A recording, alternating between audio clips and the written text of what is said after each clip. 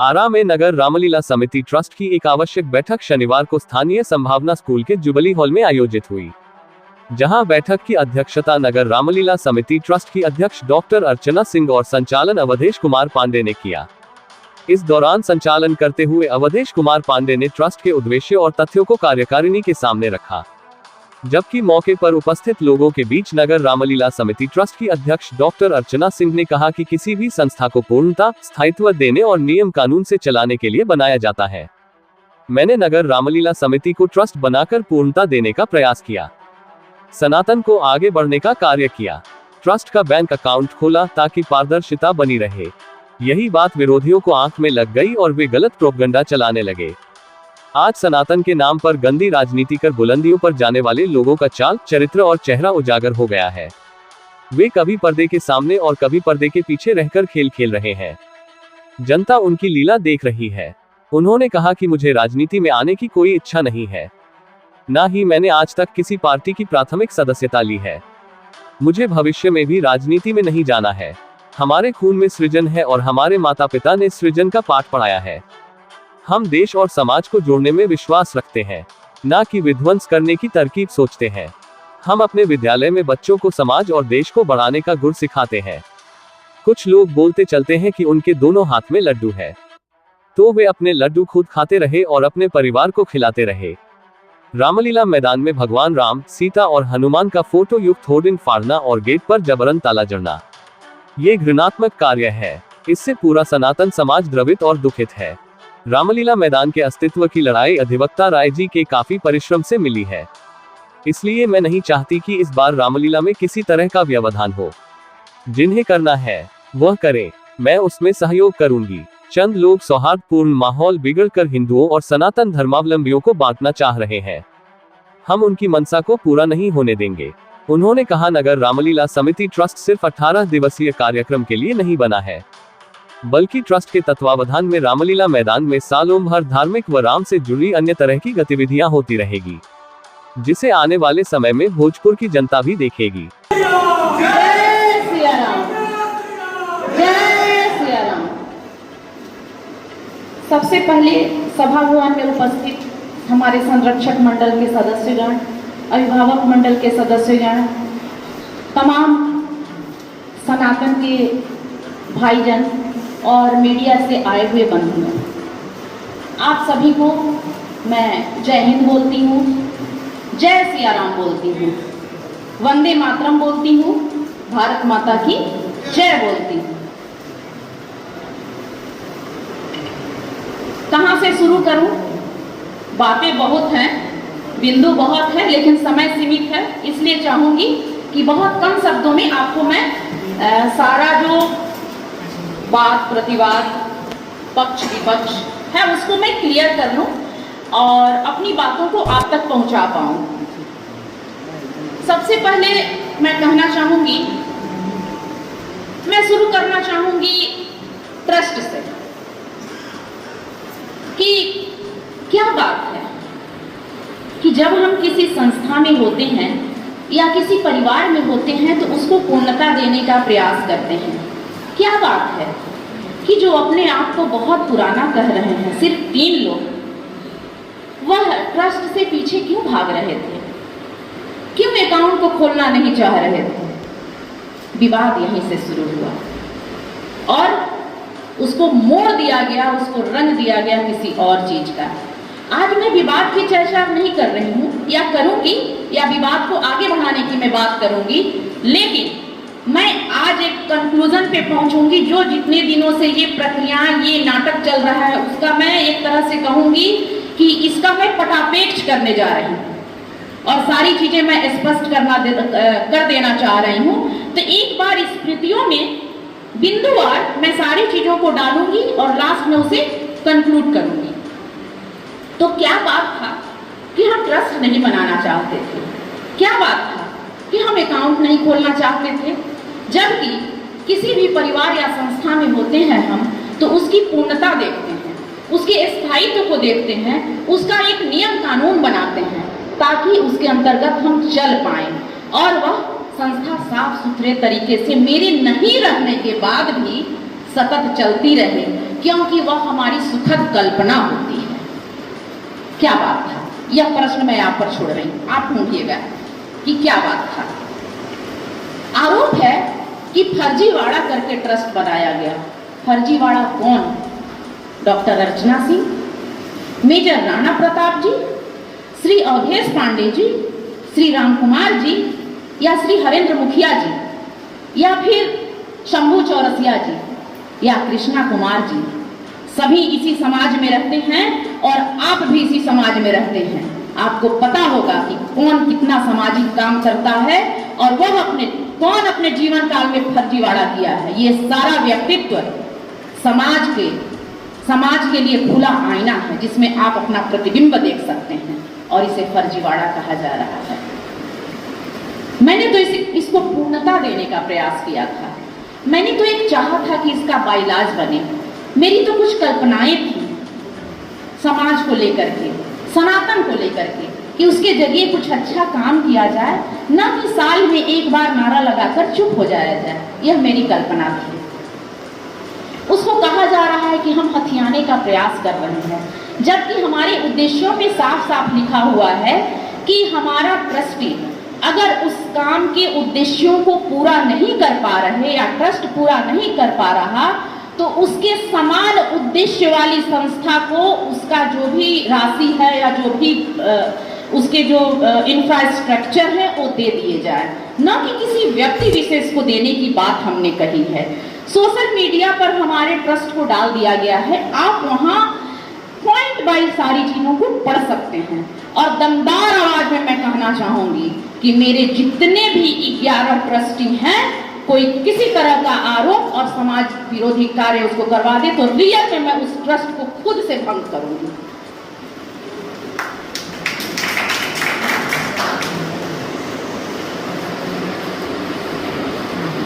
पिछले 14 साल के सचिव को हमारा संयुक्त सचिव को हमारा स्टाफ बताया गया, जबकि यहाँ के स्टाफ होने से पहले वह संयुक्त सचिव रह चुके हैं। और जो संयुक्त सचिव होता है वो सचिव के काम को बहुत भली प्रकार जान चुका होता है और उससे बेहतर कोई नहीं कर सकता। इसलिए संयुक्त सचिव को हम लोगों ने सचिव बनाया। कहा जा रहा है कि हमारे दोनों हाथ में लड्डू है। सनातन को लड्डू के रूप में उपयोग किया जा रहा है। बात पर गौर कीजिएगा। इसको भंजाया जा रहा है। हम कोई लड्डू पेड़ा समझकर रामलीला समिति में नहीं जुड़े थे। हम तो सनातन के झंडा को बुलंद करने के लिए रामलीला समिति में जुड़े थे और दोनों हाथ जोड़कर जय सिया राम कहने के लिए यहाँ जुड़े थे, ना कि लड्डू खाने के लिए और मोतीचूर फांकने के लिए यहाँ पर हम जुड़े हुए थे। आप लोगों ने देखा होगा, आप लोगों ने देखा होगा, खुद माना गया है उन लोगों के द्वारा कि ट्रस्ट नहीं बनाकर इन लोगों ने गलतियां की। किन लोगों ने? पहले वाले लोगों ने, नवनियुक्त लोगों के द्वारा कहा गया कि ट्रस्ट नहीं बनाकर इन लोगों ने कुछ गलतियां की।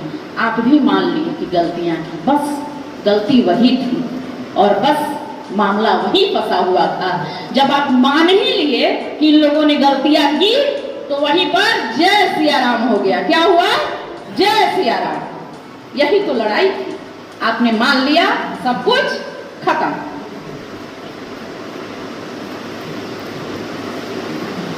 एक चीज मैं यह भी, जय सिया राम हो गया। क्या हुआ? जय सिया राम। यही तो लड़ाई थी। आपने मान लिया, सब कुछ खत्म।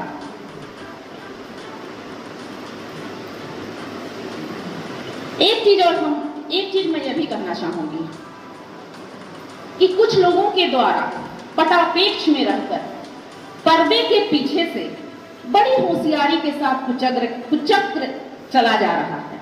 इसको सारी जनता समझ रही है, हम लोग भी समझ रहे हैं, बुद्धिजीवी भी समझ रहे हैं और सनातनी भी समझ रहे हैं और शायद आप भी समझ रहे हैं। मत डालिए सनातन का नाम लेकर, सनातन को खंडित करने का प्रयास मत कीजिए। सदियों सदियों तक आपके वंशज, हमारे वंशज, ये धरती आपको थू थू करेगी कि सनातन का नाम लेकर बुलंदियों पर जाने वाला इंसान सनातन को कैसे धरातल में मिटाने की साजिश रच रहा है। इस साजिश से बाहर आइए, ईश्वर देख रहा है। ईश्वर के डंडे से डरिए। इंसान का डंडा पड़ता है तो डॉक्टर मरहम लगा देता है, लेकिन ईश्वर का डंडा पड़ता है, उसका इलाज, उसकी दवा पूरे ब्रह्मांड में नहीं मिलती।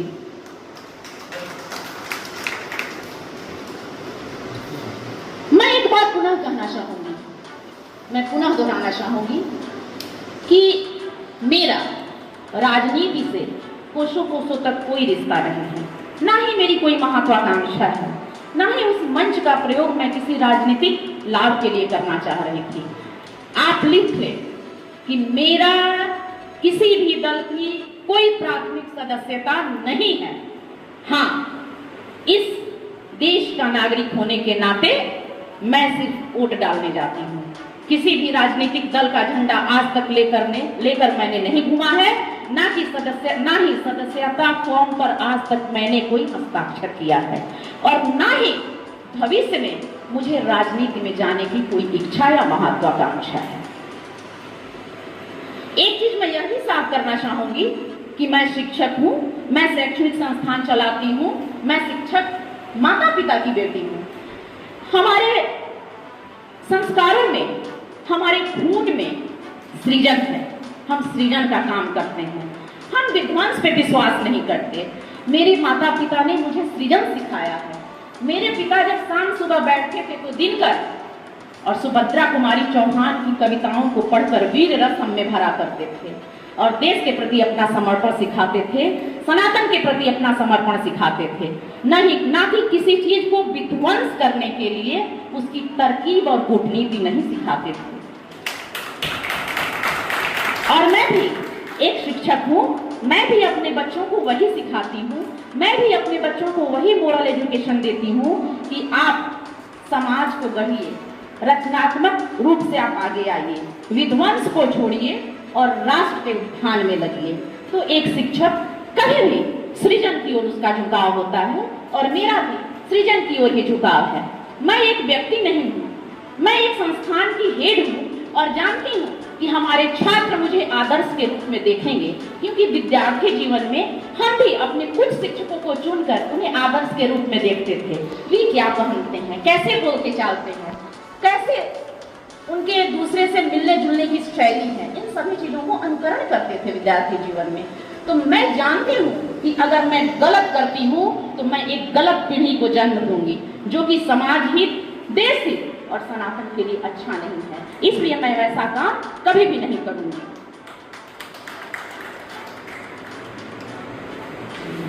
पिछले दिनों मेरे पास लक्ष्मी नारायण राय जी, जो वरीय अधिवक्ता हैं, वे अपनी एक टीम लेकर के आए थे। मुझे लगता है उनमें से एक सदस्य आज आए हुए हैं।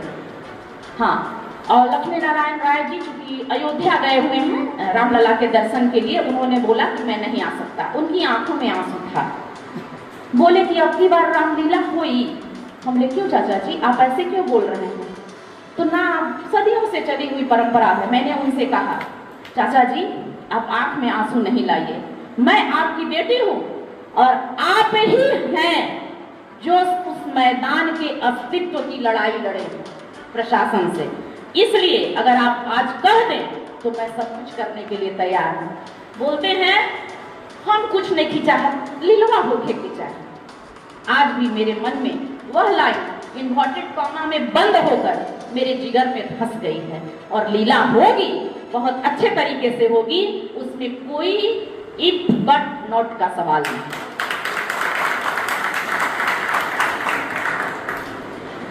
जो भी मैं आप लोगों को सुनाई, मुझे लगता है आप सभी चाल, चरित्र और चेहरे को भली प्रकार समझ गए होंगे। सभी से नकाब उठ गया होगा। और आज पिछले दिनों 5 सितंबर को जो घटना हुई, हमारा ताला बंद था, हमारी होर्डिंग लगी थी। होर्डिंग पे ऊपर में श्री रामलला, माता सीता वीर हनुमान का फोटो लगा हुआ था। नीचे में अध्यक्ष के रूप में मेरा, उपाध्यक्ष के रूप में शंभू चौरसिया भाई का और सचिव के रूप में विष्णु जी की फोटो लगी हुई थी। 5 तारीख को जबरदस्ती रामलीला मैदान में घुसकर उसके खंभे को तोड़ दिया गया, बैनर को फाड़ दिया गया और नीचे गिरा करके जमीन पे रौंदा गया।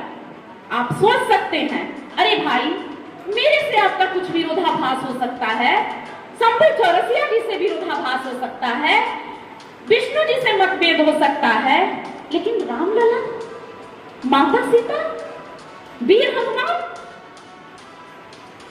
वे हमारे आराध्य हैं और इतनी घृणात्मक कार्य कि आप भगवान को भी नहीं छोड़े, उनको भी धरातल में मिला दिए। पूरा सनातन इससे द्रवित है। इस घटना से उन लोगों की तरफ से मैं क्षमा प्रार्थी हूं, मेरी समिति क्षमा प्रार्थी है। आप हमें माफ करना और उनको सुबुद्धि देना।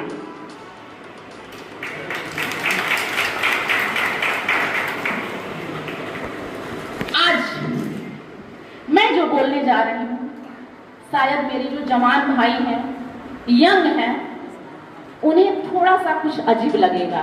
हाथ जोड़कर मैं माफी चाहूंगी और मैं बड़ी बहन होने के नाते आपसे रिक्वेस्ट करूंगी कि जो मैं कहूंगी कृपा करके आप उसे मानेंगे और सौहार्दपूर्वक मानेंगे। आज हिंदुओं को और सनातन को जातियों में बांटने का प्रयास किया जा रहा है, लेकिन अगर हम अड़े रहे तो तमाशा 2025 में भी नजर आएगा। तो मैं चाहती हूं कि, और हमारी समिति चाहती है कि हम बटे नहीं, हम एकजुट रहें और सभी लोग मिलकर सनातन को मजबूत बनाएं। समाज में सौहार्दपूर्ण वातावरण बना रहे, आध्यात्मिकता बनी रहे, नागरिकों की भावनाओं को ध्यान में रख करके, संत समाज की भावनाओं को ध्यान में रख करके मैंने ये निर्णय लिया है कि हम लोग अपनी ओर से रामलीला के मंचन में कोई विघ्न नहीं डालेंगे, क्योंकि हमारे पास 2 ऑप्शन हैं। हमारे बैनर फाड़े गए, हमारा ताला तोड़कर दूसरा ताला लगाया गया, तो या तो हम उसी तरह का काम करें तो हमारी जीत होगी। हम ये कर सकते हैं क्या? आवाज लगाइए, इतना घिनौना काम हम कर सकते हैं क्या? बहुत बहुत धन्यवाद आप लोगों का कि आपने हमारी लाज रखी। इतना घिनौना काम हम नहीं कर सकते। दूसरा ऑप्शन बचता है कि हम कानूनी रूप से आगे आए। उसमें एक मामला और आएगा, क्योंकि मैं विधि की बहुत ज्यादा जानकार नहीं हूँ, लेकिन सामाजिक सरोकार रखती हूँ तो चीजों को जानती हूँ कि वैसे मामले में जनरली 144 लगता है और 144 की क्या शर्तें होती हैं आप लोग बहुत अच्छी तरह से जानते हैं। हमारे वकील भाई भी बैठे हुए हैं। तो वैसे स्थिति में वहां ताला लग जाएगा, कानून का ताला लग जाएगा, तो रामलीला नहीं हो पाएगी। और इसी स्थिति से मैं डर रही हूं कि सदियों से चली आ रही परंपराओं को हम अपने अहम से नहीं तोड़ सकते। वहां रामलीला होनी चाहिए, क्योंकि भोजपुर की जनता का वहां पर आध्यात्मिक रूप से और संवेदनात्मक रूप से वहां से जुड़ाव है। अंत में मैं बस इतना ही कहना चाहूंगी कि वहां रामलीला होगी। हमारे कोई भाई, हमारे कोई समिति के लोग कोई भी विरोध नहीं करेंगे। जो कर रहे हैं रामलीला करें। रामलला को फाड़ के तो आप गिरा दिए नीचे, उसके बाद रामलीला कीजिए और बहुत अच्छे से कीजिए। हम लोग की शुभकामना है। इस मंच से मैं वचन देती हूँ, हम लोग के तरफ से किसी तरह का कोई अड़चन नहीं आएगा। ये मेरा वचन है। हमारी समिति, हमारे सदस्य, हमारे अभिभावक मंडल या हमारे ट्रस्टी किसी भी तरह से आपको क्षति नहीं पहुंचाएंगे। अगर आप चाहेंगे तो हम लोग मदद भी कर देंगे।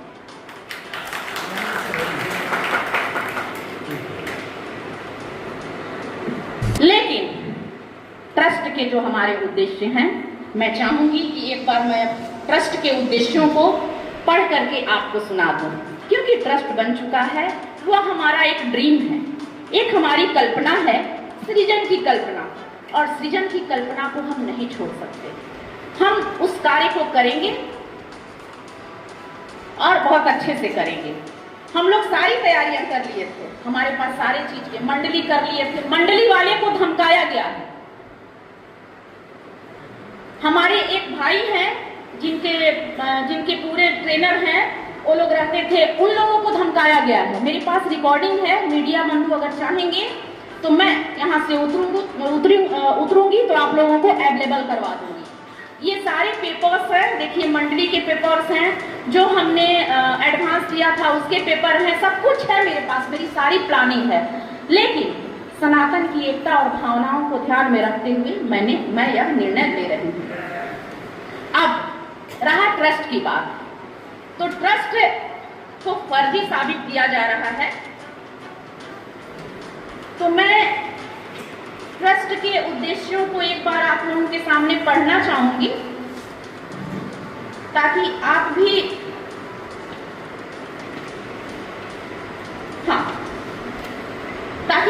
इसको, चूंकि ये फेसबुक में डाला जा चुका है, मेरे द्वारा नहीं, कहीं और से, मैं खुद पढ़ देती हूँ, क्योंकि यह एक चोरी नहीं है। ट्रस्ट में यही लिखा हुआ है कि भोजपुर का कोई भी नागरिक जब आए कार्यालय में आकर के इसके उद्देश्यों को, हो रही गतिविधियों को, इसके आय व्यय को देख सकता है। इतनी ट्रांसपेरेंसी है, फिर भी कहा जा रहा है कि ट्रस्ट बनाया गया है एक कूटनीति के तहत। ट्रस्ट के उद्देश्य प्रभु श्री राम, श्री कृष्ण एवं अन्य देवी देवताओं के संदर्भ में लीला, कथा, नाटक इत्यादि विभिन्न माध्यमों से नागरिक में संस्कार, सभ्यता, संस्कृति, सामाजिक समरसता, धार्मिक सहिष्णुता की भावना विकसित करने हेतु देश के विभिन्न संस्थाओं तथा लोगों से संपर्क कर समाज, देश एवं चरित्र निर्माण में सहयोग करना तथा इस काम के लिए लोगों को प्रोत्साहित करना, धर्म स्थल का निर्माण, देखरेख तथा धर्म का व्यापक प्रचार प्रसार करना। ये उद्देश्य क्या पर्सनल है? ये उद्देश्य क्या सनातन से अलग है? मुझे नहीं लगता। और भी बहुत सारी चीजें हैं इसमें, मैं ज्यादा समय नहीं लेना चाहूंगी, लेकिन एक बार फिर कहना चाहूंगी कि चाल चरित्र। ट्रस्ट के सचिव विष्णु शंकर ने कहा कि पहले 5 लोग ही अपने पॉकेट की तरह नगर रामलीला समिति की संस्था को चला रहे थे। राम सबके हैं, न कि 5 लोगों के हैं। अब ट्रस्ट बन गया है, पूरी पारदर्शिता के साथ इस संस्था का संचालन होगा। उन्होंने अपने ऊपर लगे आरोपों को खारिज करते हुए कहा कि वे वर्ष 2014 से नगर रामलीला समिति से जुड़े हुए हैं। उनके पास लेटर और सदस्यता रसीद का प्रमाण पत्र है। जो लोग आरोप लगा रहे हैं उनके पास ही कोई प्रमाण नहीं है। ट्रस्ट के उपाध्यक्ष शंभू चौरसिया ने कहा कि प्रभु श्री राम ने राजमहल त्याग कर वनवास धारण किया था। अर्चना सिंह के नेतृत्व में पिछले साल काफी अच्छे तरीके और अनुशासित तरीके से रामलीला का आयोजन हुआ, जिसको लेकर श्री रामनवमी शोभा यात्रा समिति द्वारा इन्हें सम्मानित किया गया था। मैं पिछले 25 सालों से शोभा यात्रा संपन्न करा रहा हूँ। नगर रामलीला समिति ट्रस्ट को रामलीला के अलावे धर्म का कार्य, गरीब बच्चियों की शादी समेत अन्य तरह के कार्य कराना है। इसमें सभी सनातनी भाई सहयोग करें। इस बैठक की अध्यक्षता कर रहे हमारी दीदी अर्चना जी और सारे प्रबुद्ध जन और मीडिया के हमारे बंधु, बहुत दिनों से आप सभी भी कोह में हैं और सारे हमारे नगरवासी भी, जिलावासी भी हैं कि रामलीला 2 भागों में ऐसे वैसे इस तरह की हो रही है। सारे लोगों की जानकारी है, सभी लोगों की जानकारी है इस तरह की हो रही है। कभी आप लोग भी देखे होंगे कि बैनर पहले लगा हुआ था, बैनर को भी उतार देना। मैं एक ही प्रश्न करना चाहता हूं आप सभी प्रबुद्धजनों से और मीडिया के बंधु से कि हम लोग तो मर्यादा पुरुषोत्तम प्रभु श्री राम जी का, राम का लीला करने के लिए हम लोग करते हैं। वर्षों से जो लोग भी करते आए हैं, और इस तरह की जो भी है प्रभु श्री राम जी के कार्यों में ऐसा हो तो ये अच्छी बात नहीं है। और बहुत तरह की बातें आ रही है कि आरा में इस तरह का हो रहा है, उस तरह का हो रहा है, लेकिन नहीं, प्रभु श्री राम जी ने त्याग किया था और वनवास चले गए थे। क्यों वनवास गए थे आप सभी जानते हैं। तो हम लोगों ने भी वास्तव में प्रभु श्री राम जी का अगर हम लोग अनुयायी हैं, उनके भक्त हैं, उनके आचार विचारों पर चलते हैं और हमारी विधि अगला साल रामलीला इतने सुंदर ढंग से कराई कि रामनवमी शोभा यात्रा समिति ने उनको प्रोत्साहन पुरस्कार भी राम दरबार से सम्मानित भी किया गया था इसी हॉल में। हमारे शिवनाथ दास जी महाराज जी आए थे और न जाने क्या ऐसा होड़ लग गया है।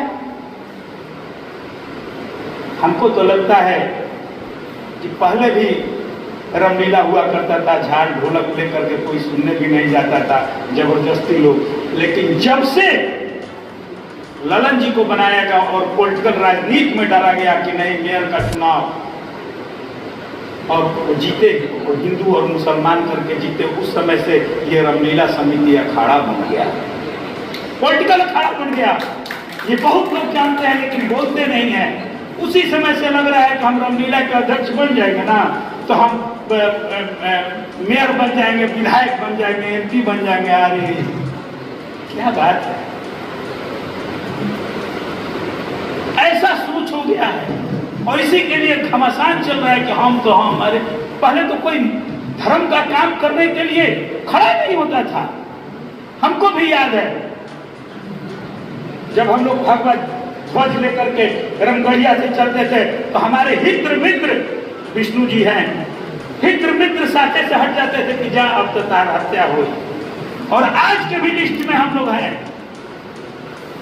अगर कोई हिंदुओं का, सनातनियों का आरा में अगर काम किया है तो बजरंग दल, विश्व हिंदू परिषद, रामनवमी शोभा यात्रा समिति, क्या दशा था।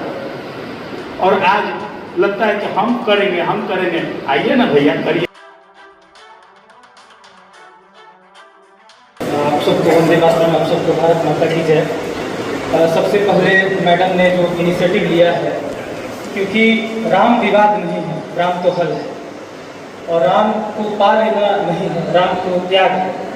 तो इसलिए मैं मैडम का धन्यवाद देता हूँ कि उन्होंने इस विवाद को ख़त्म किया और आगे बढ़ चढ़ के हम लोग सहयोग की भी अपील की। हम लोग सहयोग करेंगे, लेकिन एक चीज़ मेरे अंदर पीड़ा है, थोड़ा अंदर से भावुक है, मेरे आंसू नहीं दिख रहे होंगे, लेकिन हम एक चीज़ बोलेंगे कि जिस तरीके से आरा की जनता के साथ धोखा हो रहा है, हिंदू मुस्लिम करके चुनाव जीत लिया गया।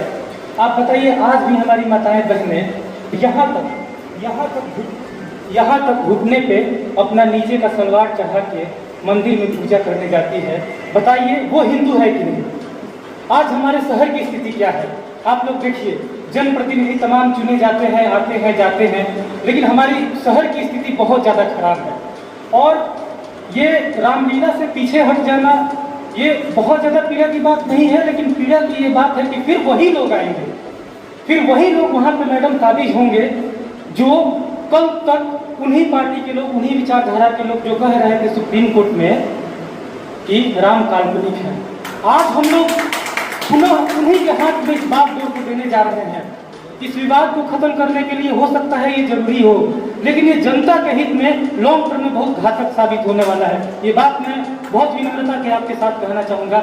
लगातार आरा की जनता के साथ आप 40 वार्ड में जाके देखिए, आरा विधानसभा क्षेत्र में कहीं पे जाके देखिए, चाहे सांसद हो, विधायक हो, चाहे मेयर हो, कोई भी हो, देखिए उनकी स्थिति क्या है। इस मंच को मैं राजनीतिक मंच नहीं समझता हूँ, लेकिन फिर भी मैं एक बात अपनी पीड़ा जरूर कहना चाहूँगा कि वो लोग उस मंच का इस्तेमाल फिर उसी लिए करेंगे जो कि पिछले मेयर चुनाव और विधायक चुनाव में हो चुका है। तो इस चीज़ को आप लोग समझिए। मेरी ज़्यादा विशाल नहीं है, लेकिन एक पीड़ा मेरी जरूर थी। मैं 2 शब्द के साथ अपनी बात को ख़त्म कर देना चाहूँगा कि वो दिलों में आग लगाएगा, वो दिलों में, ये मैडम की तरफ से है कि वो दिलों में आग लगाएगा, हम दिलों की आग बुझाएंगे, उसे अपने काम से काम है, हमें अपने काम से काम है। तो एक शब्द और हम रामचरितमानस से बोलना चाहेंगे। देखिए, हम लोग धर्म का प्रचार नहीं करते हैं, दिखावा नहीं करते हैं, लेकिन हम लोग सही मायने में धार्मिक लोग हैं, क्योंकि हम लोग गरीब और जो छोटे तबके के लोग हैं उनके लगातार बेहतरी के लिए लड़ते हैं, चाहे वो शिक्षण संस्थान हो, चाहे वो न्यायिक व्यवस्था हो, चाहे कोई भी जगह हो। तो रामचरितमानस में राम जी भी, राम तो वो यही कहते हैं और राम राज्य भी तो यही है। तो कोई बात नहीं, पीड़ा के साथ हंसते हुए हम 2 शब्द कह के अब जा रहे हैं कि पवन तनय बल पवन समाना, बुद्धि विवेक विज्ञान निधाना, और कौन सो काज कठिन जग माही, जो नहीं होए तात तुम पाना। बहुत बहुत महिला समिति के सारे पदाधिकारीगण और मीडिया बंधु और प्रेक्षागृह में बैठे सभी श्री राम भक्त, मन दुखी जरूर है।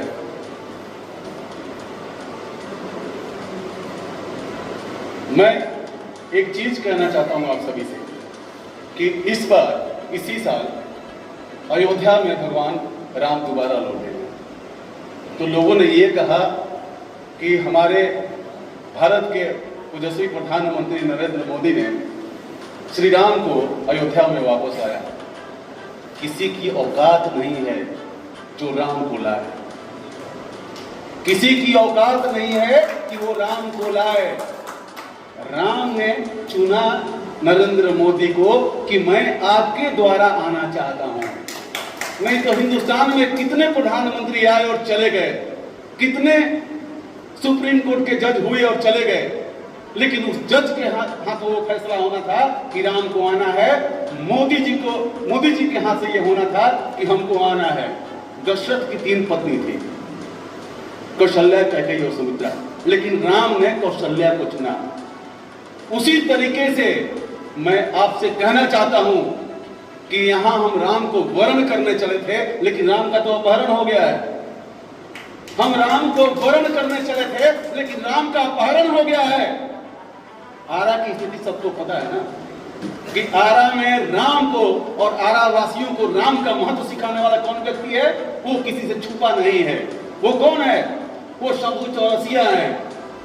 आरा में राम का महत्व बताने वाले, जन जन तक राम का नाम पहुंचाने वाले वो शंभू चौरसिया हैं। तो इस बार राम ने चुना है अर्चना सिंह को और शंभू चौरसिया को कि हमें गद्दी से निकालो और राजगद्दी तक पहुंचाओ। राम ने चुना है कि गद्दी से निकाल के हमें राजगद्दी तक पहुंचाओ, और हम उनके साथ हनुमान बनकर खड़े हैं। एक हनुमान नहीं, राम के पास तो एक हनुमान थे ना, लेकिन इस राम जो महिला के रूप में हमारे बीच खड़ी है, इनके पास न जाने कितने हनुमान हैं। और जब एक हनुमान तो लंका में आग लगा दिए थे, तो इतना हनुमान क्या कर सकता है? लेकिन हमें आग नहीं लगाना है, हमें समाज में जो विकृतियां फैली हुई हैं उनको मिटाना है। दूसरी बात, मैं एक बात बताना चाहता हूं जो मेरे साथ घटित हुआ। मैं भी रामलीला समिति में 2017 से पद रहित था। मैं किसी पद पर नहीं था, लेकिन भरत मिलाप और राम राजगद्दी का सारा काम मैं किया करता था। मेरा एक्टिंग स्कूल था, तो मेरे बच्चे वहाँ राम, इसके पहले मंडली रुकती थी, उनके लोग राम, सीता और लक्ष्मण बनते थे। लेकिन मैं अपने इंस्टीट्यूट से राम, सीता, लक्ष्मण, हनुमान सबको बनाया बच्चों को, और लगातार 1 साल जिसमें कोरोना का था उसमें नहीं बना, लेकिन झांकी में मेरी उपस्थिति हमेशा रही है। चाहे मैं मुंबई में रहता था, लेकिन राम राजगद्दी के समय और भरत मिलाप के समय बिना किसी से 1 पैसा लिए, नहीं तो मैं कलाकार हूं, मेरा यही पेशा है। मुझे अगर कहीं कोई बुलाता है तो मैं पेमेंट भी लेता हूं और आने जाने का किराया भत्ता भी लेता हूं। लेकिन अगर समिति से कोई कह दे कि ओपी कश्यप ने 1 पैसा अपना पेमेंट लिया हो, आपसे यात्रा भत्ता मांगा हो, तो मैं उस दिन से गुलामी लिख दूंगा। तो मैं, लोग कहते हैं कि इस ट्रस्ट में जुड़े लोग पुराने नहीं है, 17 से मैं हूं। कुमार द्विजेंद्र, जिनके बारे में ये हुई है कि ये समिति के नहीं थे, 2017 से आप उनसे कागज मांगिए, उनके पास कागज शायद हो या ना हो, लेकिन हमारे पास कागज उपलब्ध है। 2017 से सलाहकार समिति में लगातार बने हुए हैं और एक बढ़िया आर्थिक योगदान यहां से जाता रहा है उस समिति को, ऐसे थोड़ी जाता है, ये चीज है। अंत में मैं एक बात आपसे बताना चाहता हूं कि लोग कहते हैं आज राम को जाति में बांटा जा रहा है, कोई किसी वर्ग से, कोई किसी वर्ग से। क्या आप सभी से छुपा हुआ है राम किस जाति के थे? अगर जातिवाद ही है तो राम जिस जाति के थे उनको दे दीजिए। तो राम कौन थे? राम क्षत्रिय थे, लेकिन कभी राम क्षत्रिय के बन के रहे? मैं जाति से ब्राह्मण हूं। अगर राम सबसे बड़े दुश्मन किसी के होंगे तो किसके हो सकते थे? ब्राह्मण के, क्योंकि उन्होंने ब्रह्म हत्या की थी, रावण को मारा था। लेकिन हमने क्या राम को कहा कि आपने ब्रह्म हत्या किया है? हमने तो कहा कि आप उस ब्राह्मण का हत्या किए हैं जो दुराचारी था, जो दुष्ट था, जो राक्षस था। हमने जाति नहीं देखी वहां पर। हम राम को पूछते हैं। जो ब्राह्मण होंगे वे एक बात जानते होंगे, दो तरीके के ब्राह्मण होते हैं, सरजू पारीण और कानकूट। सरजू पारीण और कानकूट, ये क्यों? मैं बताना चाहता हूं आपको कि जब भगवान राम पर वापस अयोध्या आए तो उन पर ब्रह्म हत्या लगा था। तो ऋषि मुनियों ने कहा कि आप ब्रह्म हत्या से छुटकारा जरूरी है, क्योंकि विष्णु मानव के रूप में थे, तो ब्रह्म हत्या से छुटकारा जरूरी है। तो आप यज्ञ कीजिए, ब्रह्म भोजन कराइए, ब्राह्मणों को उसमें बुलाइए, तब आपको ब्रह्म हत्या से छुटकारा मिलेगा। इस बीच जब यज्ञ हुआ तो ब्राह्मणों में दो टोली बन गई। कुछ ब्राह्मण ने ये कहा कि नहीं नहीं, आपने तो ब्रह्म हत्या किया है, हम आपके यहाँ खाना नहीं खाएं। लेकिन कुछ ब्राह्मणों ने कहा कि आज हमारे भगवान पर विपत्ति आई है, आफत पड़ा है, जैसे ये हमें बैतरणी पार लगाते हैं तो इन पर अगर आज ये पाप लगा है तो हम इनको पाप से मुक्ति दिलाने के लिए हम इनके यहाँ ब्रह्म भोजन करेंगे। तो हम लोग कानकूट वाले भगवान राम के यहाँ ब्रह्म भोजन किए हैं, भगवान राम को छुटकारा दिया है, उस पाप से मुक्त किए हैं। इसलिए सरजू पारीण लोग हमारे घर में शादियां नहीं करते, हमारा छुआ हुआ खाना भी नहीं खाते, ऐसा मैं सुनता हूं। तो राम किसी जाति के नहीं थे, राम निषाद जाति के थे, राम सेवरी की जाति के थे, राम हनुमान की जाति के थे, राम उस दिन वो व्यक्ति कहने वाले जाति के थे जिसने ये कहा, जिसके कहने से सीता मैया को दोबारा वनवास भेज दिया। तो राम बनना है। धन्यवाद ज्ञापन रंगकर्मी सह ट्रस्टी ओपी कश्यप ने किया।